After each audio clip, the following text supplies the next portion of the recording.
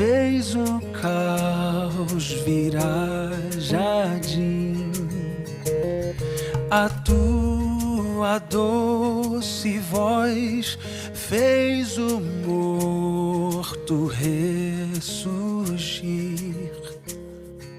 Faz soar a mesma voz em mim.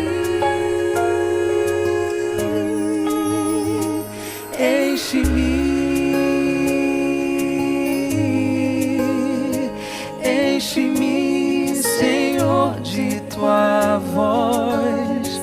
Enche-me,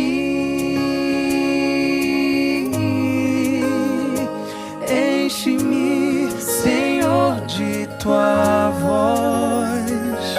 Num verso então expresso o meu amor ao Criador. Num gesto então confesso que Cristo é o meu Salvador. Em cada passo novo vou cantar.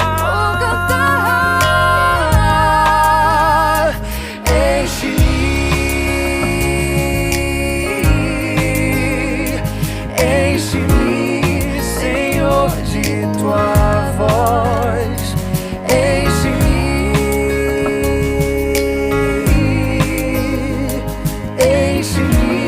Senhor, de tua voz. Enche-me,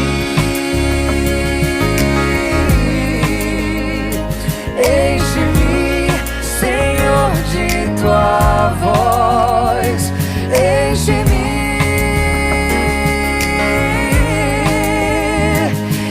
Enche-me, Senhor, de tua voz. Em cada passo que eu andar, firmado eu estarei.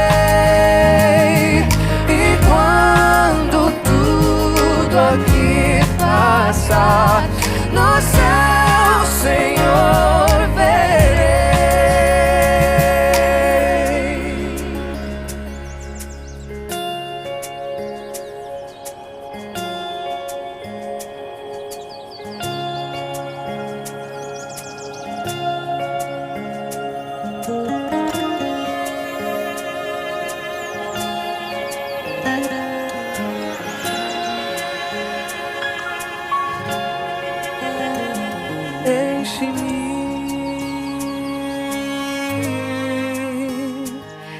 Enche-me, Senhor, de tua voz.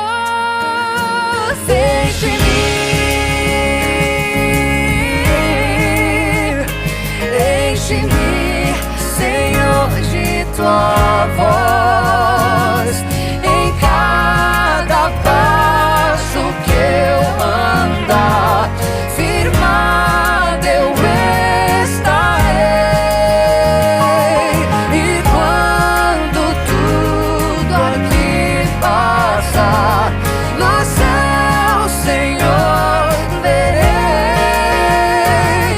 No céu, Senhor, verei.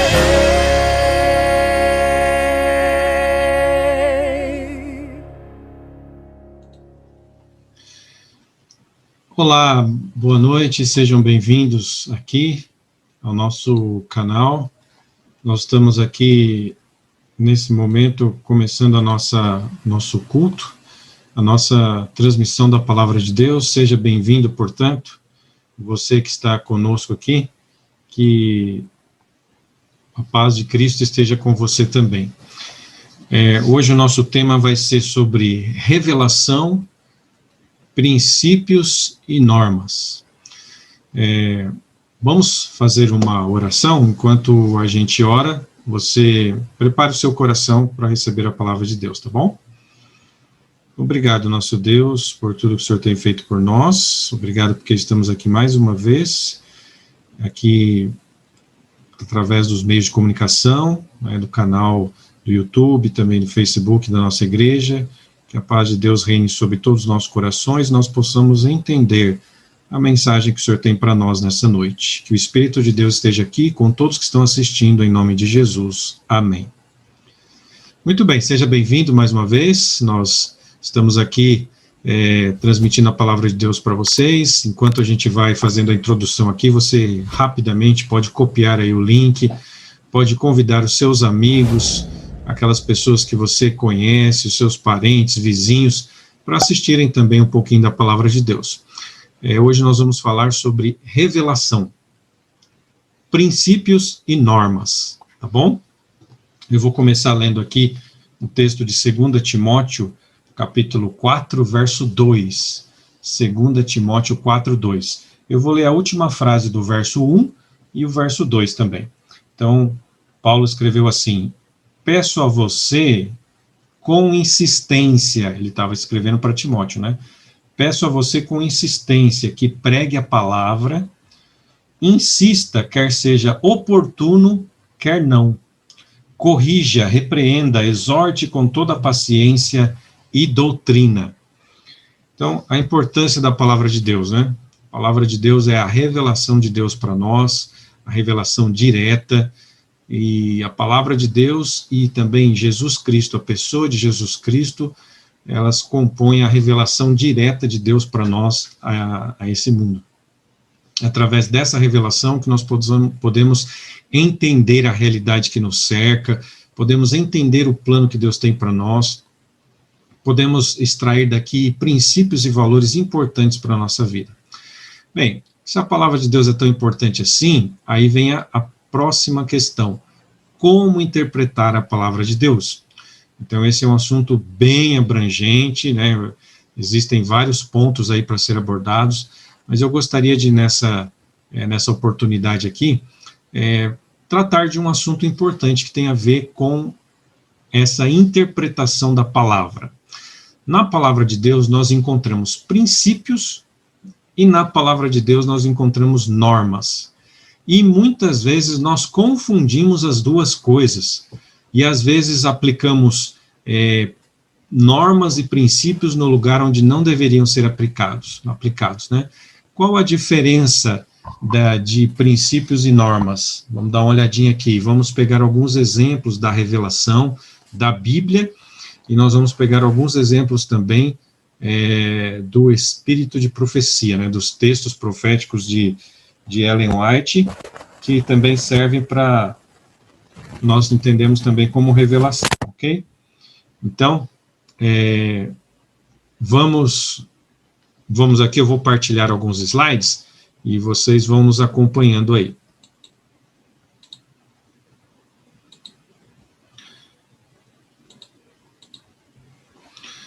Muito bem, então aqui nós temos o nosso tema de hoje, que é revelação, princípios e normas, ok? Bem, o que são princípios? Princípios, eles são universais, quer dizer, eles são para todos os lugares do mundo. Eles também são eternos, eles são para todas as épocas desse mundo, todas as épocas.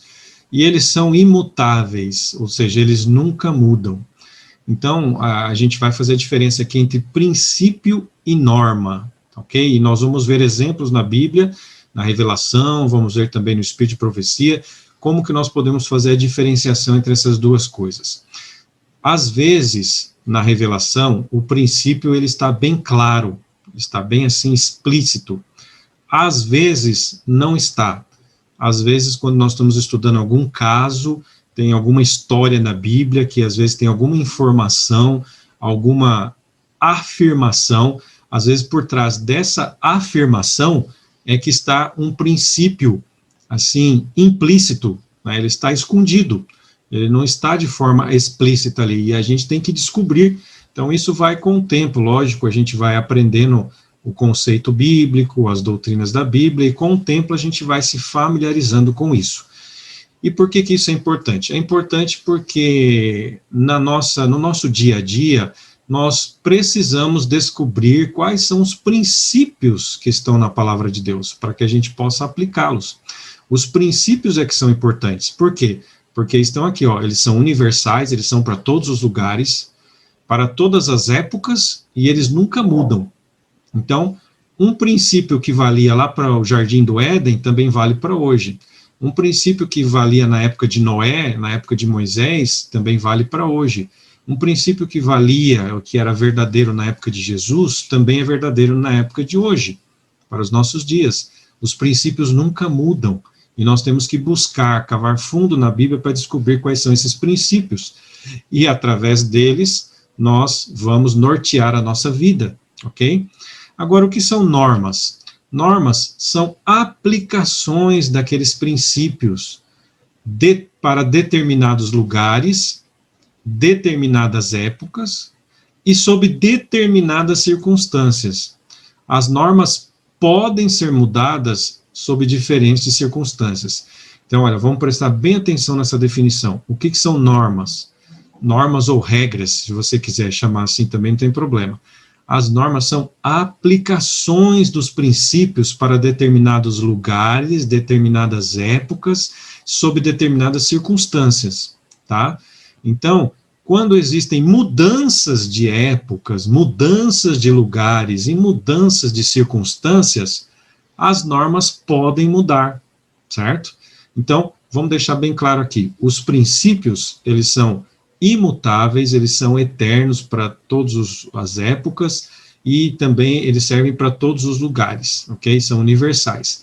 As normas não, as normas é para determinada época, determinado lugar e determinada circunstância. São aplicações dos princípios, então os princípios estão acima, eles são o suprassumo, digamos assim, da conceitual, né, da palavra de Deus, são os princípios. E a aplicação desses princípios nós chamamos de normas ou regras, ok? E essas normas, elas podem variar dependendo das circunstâncias, dependendo do lugar, dependendo também da época. Vamos aqui, então, para os nossos exemplos. Nós vamos dar 5 exemplos hoje, vamos estudar, assim, mastigadamente, vamos, de forma detalhadamente, 5 exemplos, para que a gente possa aprender isso aí. Por que é importante aprender? Porque quando a gente sabe diferenciar princípios e normas, nós temos um entendimento mais acurado, mais refinado da palavra de Deus. E aí a gente não comete erros colocando, às vezes, fazendo aplicações erradas de princípios, né, onde não deveriam ser feitos. E nós sabemos extrair os princípios verdadeiros, né, para a nossa vida também. Então vamos lá no primeiro exemplo. O primeiro exemplo aqui está em 1 Coríntios 11, verso 5. Olha, eu peguei já um texto aqui bem complicado, já logo de cara para a gente já saber. Então, 11, verso 5 diz assim: toda mulher, porém, que ora ou profetiza com a cabeça descoberta, ela desonra a sua própria cabeça, porque é como se a tivesse rapado. E vocês sabem que nesse texto aqui, né, 1 Coríntios 11, ali nesses versos, Paulo está dando a entender que as mulheres não deveriam comparecer na igreja com a cabeça descoberta, porque isso era uma desonra. Bom, como que nós vamos entender isso? Será que isso é um princípio? Será que isso, portanto, vale para a nossa época também? Nós precisamos, em todos os lugares do planeta, em todas as épocas, precisamos seguir essa orientação, né, essa regra da Bíblia? Bom, então vamos ver, vamos estudar aqui. Eu já vou logo de cara dizer para vocês que, obviamente, isso não é um princípio que está sendo colocado na Bíblia, mas existe um princípio que está por trás dessa regra aí. O fato de a mulher não poder comparecer na igreja sem vestir o seu véu, cobrir a sua cabeça, essa era uma regra para aquela época e para aquela cultura. E eu já vou explicar direitinho agora. Mas qual que é o princípio que está por trás disso aí? Porque por trás de toda regra tem um princípio, lógico. Por trás de toda norma tem um princípio. Então, qual era o princípio? Qual é o princípio que está por trás dessa passagem aqui de 1 Coríntios 11? Veja, o princípio está implícito, ok? Tem a ver com a dignidade da mulher e também com o respeito da mulher pelo seu marido. Ambas as coisas, né? Tanto a dignidade da mulher quanto o respeito dela para com seu marido devem ser preservados pela decência do seu vestuário. Então, esse é um princípio. Esse sim, esse princípio vale para todas as épocas, em todos os lugares. Em todos os lugares, ok? Sob todas as circunstâncias. Porque isso é um princípio. Agora, e 1 Coríntios 11:5, então? Tem um princípio por trás, mas o que está sendo falado aqui, o que Paulo está falando, na verdade, era uma regra, uma norma, tá? Vamos chamar assim. Essa norma era daquela época e daquele lugar. Qual era essa norma? Que a mulher não deveria estar em lugares públicos sem vestir o seu véu, sem cobrir a sua cabeça. Bom, como é que a gente pode entender isso? Vamos entender, logicamente, buscando informações históricas, né? Esse livro que está aí na tela, que vocês estão vendo, ele foi escrito por um grande arqueólogo, um arqueólogo que viveu no começo do século XX, né? Sir William Ramsay. E nesse livro aí, The Cities of the Paul, né, de São Paulo, ou Cidades de São Paulo, do apóstolo Paulo, ele traz uma informação importantíssima para nós entendermos o contexto da época. Está escrito aí, nos países orientais, diz ele, o véu representa o poder, a honra e a dignidade da mulher. Com o véu na cabeça, ela pode ir em qualquer lugar, com toda a segurança e sob profundo respeito. Ela não é notada, pois é sinal de maneiras, as mais inconvenientes, observar uma mulher velada nas ruas. Mas, sem o véu, a mulher é como nada, que pode ser insultada por qualquer um. A autoridade e a dignidade de uma mulher desaparece quando ela se desfaz do véu que tudo lhe cobre. Então, veja, na página 202 desse livro aí. Então, olha que informação histórica, cultural importantíssima essa. Sem essa informação, a gente não entende. Nós podemos fazer confusão e acharmos que o que está escrito na Bíblia é um princípio que vale para todas as épocas, em todos os lugares. E não é. É uma norma, mas é uma norma daquela época, daquela cultura, daquele lugar. Então, Paulo, ele, sabendo disso, ele escreveu na Bíblia dessa forma, que as mulheres não deveriam comparecer na igreja, né, um local público, sem o uso do véu, ou sem estar com a cabeça coberta, porque naquela cultura o véu tinha esse simbolismo, né, servia então para dar dignidade à mulher, proteger a mulher, mostrar o poder que ela tinha de ir aonde ela quisesse, né, mas ela tinha que estar coberta. Descobrir era uma forma de não levar em conta essa dignidade que a mulher tinha. Ela se colocava em situação de risco se ela fizesse isso, né? E então, assim, dessa forma, acho que a gente consegue entender melhor. Então, nesse primeiro exemplo, está bem clara a diferença entre princípio e norma. Princípio vale para todo lugar, em todas as épocas, em todas as circunstâncias. A norma vale só para determinados lugares, determinadas épocas e determinadas circunstâncias, ok? Então, logicamente, nós não praticamos isso hoje aqui, porque nós entendemos que existe um princípio por trás, e o princípio nós praticamos, não é? Eu vou voltar aqui rapidinho só para mostrar o princípio, ó. Desculpa. Aqui. A dignidade da mulher e o respeito por seu marido devem ser preservados pela decência do seu vestuário. Esse é o princípio. Esse vale para todas as épocas, em todos os lugares. Então, para a mulher mostrar a sua dignidade, respeito, seu poder, e ao mesmo tempo o respeito que ela tem pelo seu marido, né, principalmente se ela é casada. Então, ela precisa estar decentemente vestida, ok? Muito bem. Vamos agora para o segundo exemplo. Está lá em 2 Coríntios 6, verso 14. 2 Coríntios 6, 14 diz assim: não se ponham em julgo desigual com os descrentes. Pois que sociedade pode haver entre a justiça e a iniquidade? Ou que comunhão existe entre a luz e as trevas? Então aqui nós temos o segundo exemplo, que é sobre o julgo desigual. Eu pergunto para você agora, isso que está aqui é um princípio ou uma norma? A questão do julgo desigual. É um princípio ou uma norma? Veja, nós cremos que isso aqui é um princípio. É o princípio do julgo desigual. O que é isso? Julgo desigual é uma expressão na Bíblia para falar sobre duas pessoas, digamos assim, que têm, assim, digamos, princípios diferentes, têm afinidades diferentes, quererem se unir de forma tão íntima. Isso aqui a gente aplica normalmente em duas situações, né? O jogo desigual, na questão do casamento, né, quando duas pessoas querem se casar, e na questão também da sociedade comercial. Isso, na sociedade comercial. Então, tanto no casamento como na sociedade comercial, nós precisamos levar em conta esse princípio do jogo desigual, ou seja, não devemos nos unir em casamento ou em sociedade comercial com uma pessoa que tenha afinidade totalmente diferente da nossa, especialmente na questão espiritual, né? Porque se espiritualmente você está acostumado a adorar o Deus verdadeiro, seguir a palavra de Deus, os princípios da Bíblia, os mandamentos, né, honestidade, uma série de coisas que um cristão deve praticar, e você se une comercialmente falando, né, sociedade comercial, ou talvez até em casamento, a uma pessoa que tem os princípios totalmente, né, contrários, ou seja, outros tipos de interesses, a Bíblia diz que isso não vai dar certo. Né? Aqui diz aqui a pergunta, né? Que sociedade pode haver entre a justiça e a iniquidade, ou a comunhão que existe entre luz e trevas? Não pode existir nada. Então, aqui é um princípio, tá? Válido para todas as épocas, em todos os lugares.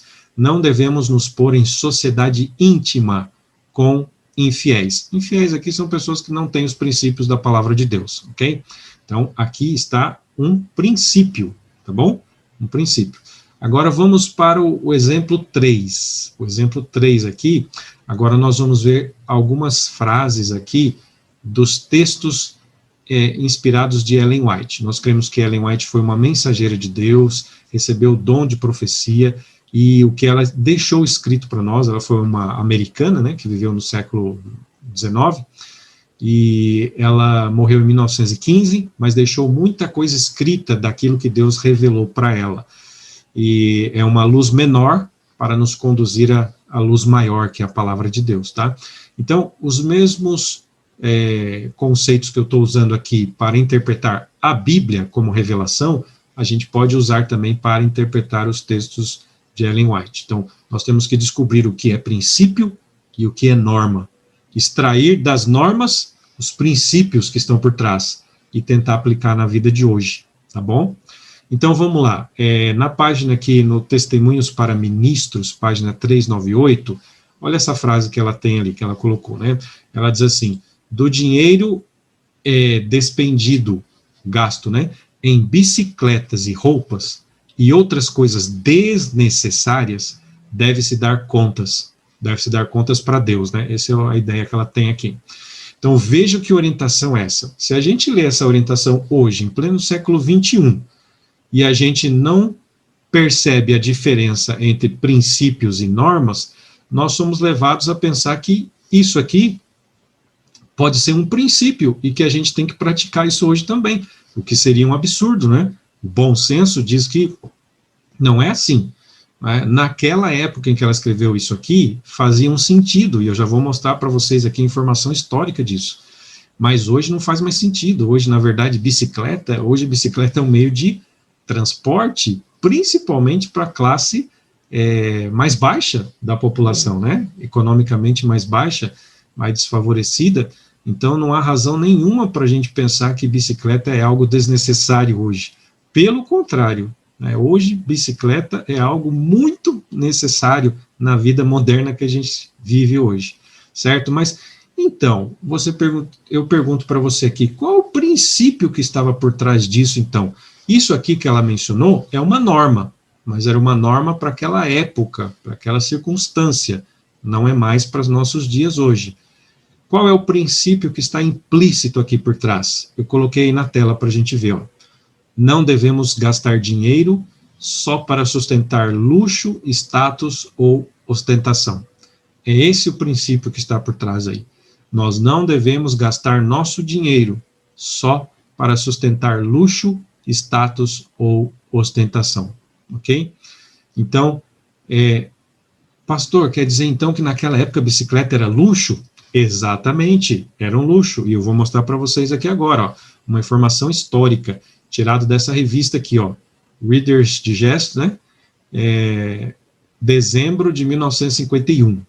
Ali, nessa revista, tem uma informação histórica muito interessante, falando sobre o século anterior, né?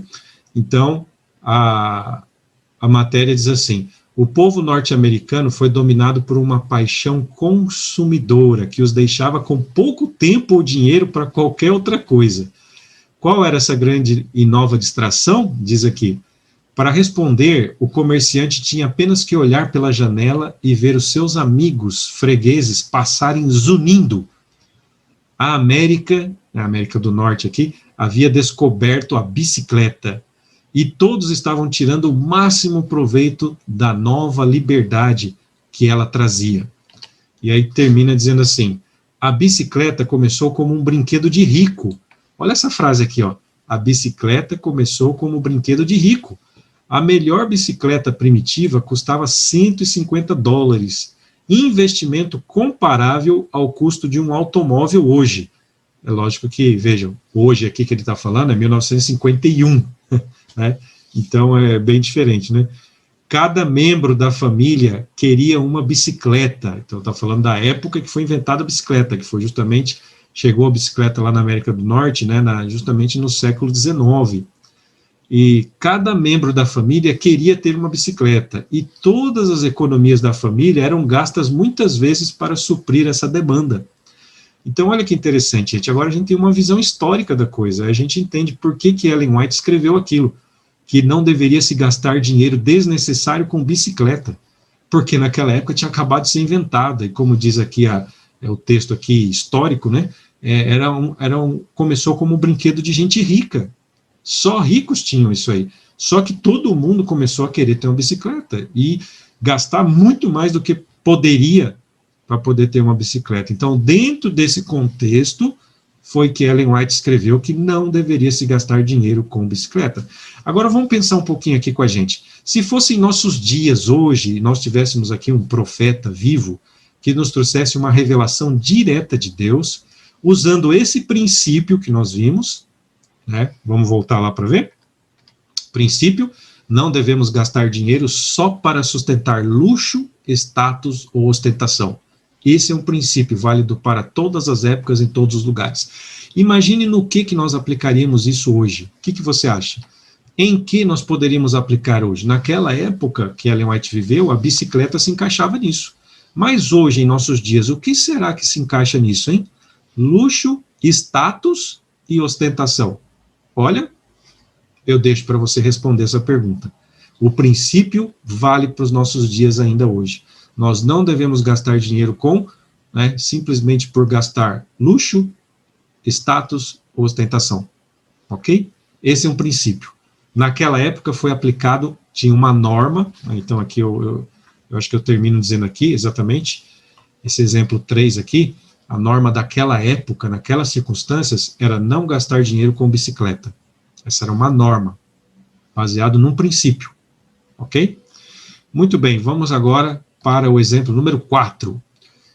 O texto de Ellen White no livro Educação, página 216. Educação 216 diz assim: se as moças pudessem aprender a arriar, cavalgar, usar a serra e o martelo, assim como o ancinho e a enxada, estariam melhor adaptadas a enfrentar as emergências da vida. Olha que interessante, isso aqui é logo de cara a gente já vê que isso aqui é uma norma daquela época, uma norma que ela estava colocando, ela estava até, era meio que uma sugestão isso aqui, mas mais do que uma sugestão. Então veja, se as moças pudessem aprender a arrear o cavalo, né? Cavalgar, usar a serra e o martelo, assim como o ancinho e a enxada, estariam melhor adaptadas a enfrentar as emergências da vida. Então, qual é o princípio que está por trás dessa frase aqui, dessa norma? Qual é o princípio? Está implícito. Eu coloquei aí, olha, tinha a ver com a autonomia das mulheres para enfrentar as emergências da vida. Esse é um princípio. Olha aí, mulheres, né? Toda essa guerra que se faz hoje aí com a questão de feminismo e não sei o que e tal, Na verdade, Ellen White estava muito à frente do seu tempo, né? No século XIX ela falou isso aqui, que a questão da autonomia das mulheres para enfrentar emergências da vida é uma questão de princípio, e as mulheres devem, então, se preparar para isso. De que forma? Cada um na sua época, né, fazendo o que precisa. Na época dela, era necessário aprender a arriar um cavalo, aprender a cavalgar, usar a serra e o martelo, né, serrote, vamos dizer assim, o martelo, e assim também o ancinho e a enxada. O que é um ancinho? Tem gente que nem sabe o que é ancinho. Ancinho é isso aí que está na tela, ó. Parece um garfo, né, com os dentes, que é usado para justamente juntar, né, materiais aí no solo, limpar, enfim, a gente usa isso aí. Então, isso aí chama ancinho, junto com a enxada, etc. e tal. Isso é uma realidade daquela época, século XIX. Agora, vamos aplicar esse princípio aqui nos nossos dias hoje. O que vocês acham? O que hoje, talvez, Ellen White falaria? Ou talvez algum profeta, se tivesse hoje uma profetisa, um profeta hoje aqui, como que ia aplicar aquele princípio de que as mulheres deveriam buscar a autonomia para enfrentar as emergências da vida em nossos dias hoje? Talvez, o que um profeta hoje, se estivesse vivo aqui, falaria? Aplicando esse princípio na nossa realidade. Qual a norma que seria? Porque a norma daquela época é essa que está aí na tela, ó. Saber arrear um cavalo, cavalgar, usar o serrote e o martelo, o ancinho e a enxada. Isso valia para aquela época, emergências da vida. E hoje, o que talvez como nós aplicaríamos esse princípio? Qual a norma? Hoje as mulheres deveriam também estar preparadas, né?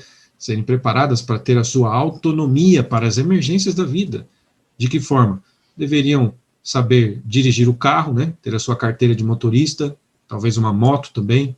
Deveriam, que mais? Saber, quem sabe, não sei o que eu vou pensar aqui, trocar um chuveiro elétrico, né? A resistência de um chuveiro, saber lidar um pouquinho com a parte elétrica, questão de mecânica, entender pelo menos um pouquinho, quem sabe saber trocar um pneu, a gente sabe que é uma dificuldade, né, porque envolve muita força física, mas enfim, são emergências da vida, essas coisas acontecem, todas as épocas do mundo aconteceram emergências, e as mulheres precisam ter autonomia para enfrentar as emergências da vida. Percebam, princípio vale para todas as épocas, em todos os lugares. As normas, elas vão mudando, dependendo do lugar, dependendo da época e dependendo da circunstância.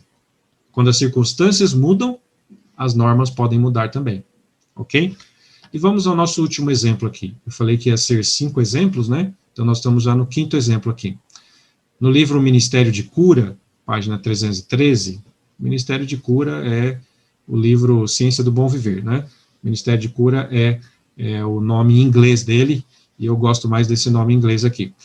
A carne nunca foi o melhor alimento.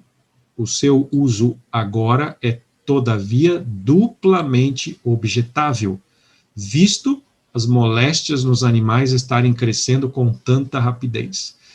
Então, vamos lá, agora vamos tocar no assunto bem delicado aqui, hein? Mas já que nós estamos estudando aqui como interpretar a revelação de Deus, né? Vendo essa diferença entre princípios e normas, vamos interpretar aqui então, vamos chegar a essa conclusão. Deixar de comer carne é um princípio ou uma norma? O que vocês acham? É um princípio ou uma norma? Lembre-se vocês, princípios é para todas as épocas, em todos os lugares, e não mudam, não podem mudar. As normas são aplicações dos princípios para determinadas épocas, determinados lugares, determinadas circunstâncias. Então, deixar de comer carne é um princípio ou uma norma? Pois é, agora você já pensou um pouquinho aí, né? Logicamente, tem que ser uma norma, não pode ser um princípio. Por quê? Porque no passado já teve casos em que as pessoas precisaram comer carne, como logo depois do dilúvio. Deus mesmo deu orientação para eles, a permissão para que Noé e seus descendentes pudessem comer carne, uma vez que o dilúvio tinha acontecido, né, tinha devastado toda a vegetação da terra, e não havia alimento ali fora o alimento dos animais. Então, Deus permitiu. Bom, se Deus permitiu, então a gente vai entender que isso não pode ser um princípio, porque um princípio jamais muda. Um princípio, ele é imutável, ele serve para todo lugar, em todas as épocas. Bom, então qual é o princípio que está por trás desse assunto, dessa norma de não comer carne? O princípio está aqui, o princípio implícito, coloquei na tela aí, evitar tudo quanto é prejudicial à saúde física, mental e espiritual. Então, tudo que é prejudicial, nós temos que evitar. Essa é uma questão, essa é uma norma, aliás, esse é um princípio. É esse o princípio que todas as gerações seguiram. Em cada lugar, em cada geração, sempre tem algumas coisas que fazem mal. E aquilo que faz mal não deve ser usado. Esse é um princípio que existe na Bíblia, e nós cristãos devemos seguir esse princípio, ok? Bom, hoje em dia nós sabemos que a carne já não é o melhor alimento.